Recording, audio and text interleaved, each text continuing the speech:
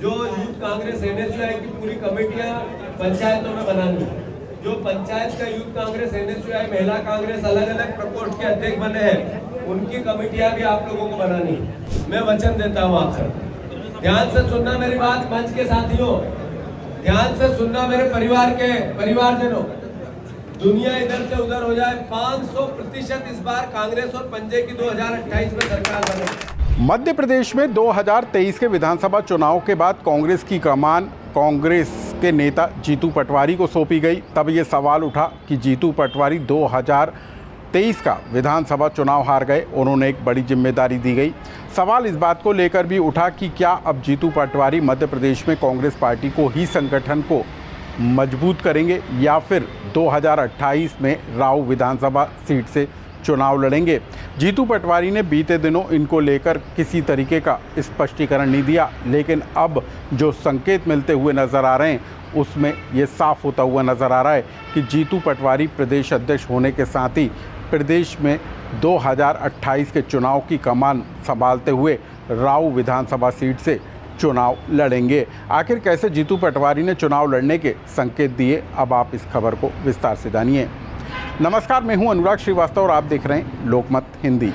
मध्य प्रदेश में कांग्रेस पार्टी की कमान राहुल गांधी के करीबी जीतू पटवारी के हाथों में है। जीतू पटवारी जो विधानसभा चुनाव जीते थे और ये जीत जीतू पटवारी को तब मिली थी जब वो मध्य प्रदेश युवक कांग्रेस के अध्यक्ष थे और इसके बाद जीतू पटवारी ने राव विधानसभा सीट से चुनाव जीता था।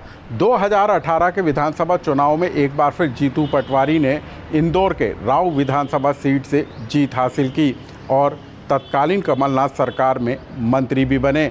लेकिन उसके बाद हुए 2023 के विधानसभा चुनाव में जीतू पटवारी को हार का सामना करना पड़ा और उनके सामने राजनीतिक अस्तित्व की लड़ाई भी खड़ी होती हुई नजर आई।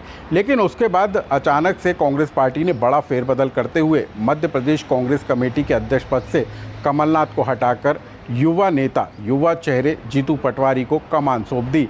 उसके बाद कयासों का दौर तेज हो गया कि क्या जीतू पटवारी अब 2028 का विधानसभा चुनाव लड़ेंगे या फिर मध्य प्रदेश में कांग्रेस के संगठन को धार देने की कोशिश में जुटे रहेंगे।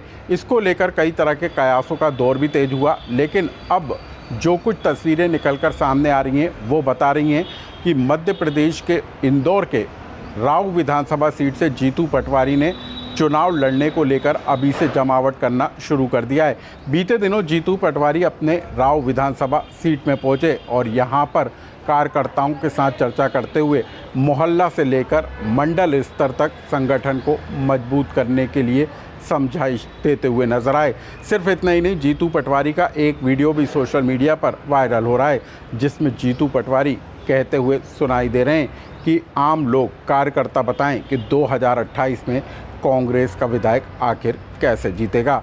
क्या कुछ जीतू पटवारी करते हुए और सुनाई दे रहे हैं, आप उसे भी सुनिए।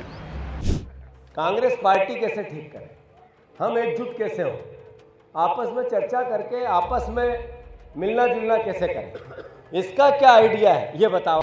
सिर्फ इतना ही नहीं, जीतू पटवारी को अब अपने अनुकूल माहौल भी नज़र आ रहा है क्योंकि जब वो प्रदेश अध्यक्ष यूथ कांग्रेस थे तब उन्होंने चुनाव लड़ा और जीत हासिल की और अब वो मध्य प्रदेश कांग्रेस कमेटी के अध्यक्ष होने के नाते लगातार दौरे कर रहे हैं और अपने इंदौर जिले के साथ अपनी विधानसभा सीट पर भी सक्रिय नज़र आ रहे हैं। सिर्फ अपनी विधानसभा सीट नहीं बल्कि इंदौर की बीजेपी की कब्जे वाली सीटों पर भी जीतू पटवारी लगातार दौरे कर रहे हैं और बीजेपी के विधायक से लेकर मोहन सरकार के मंत्रियों पर भी तीखे हमले बोल रहे हैं। सावेर विधानसभा सीट पर पहुंचे जीतू पटवारी ने मध्य प्रदेश सरकार के मंत्री तुलसीराम सिलावट को की मिमिक्री करते हुए वहां पर कार्यकर्ताओं को संबोधित करने का काम किया, जो वीडियो भी सोशल मीडिया पर जमकर वायरल हो रहा है।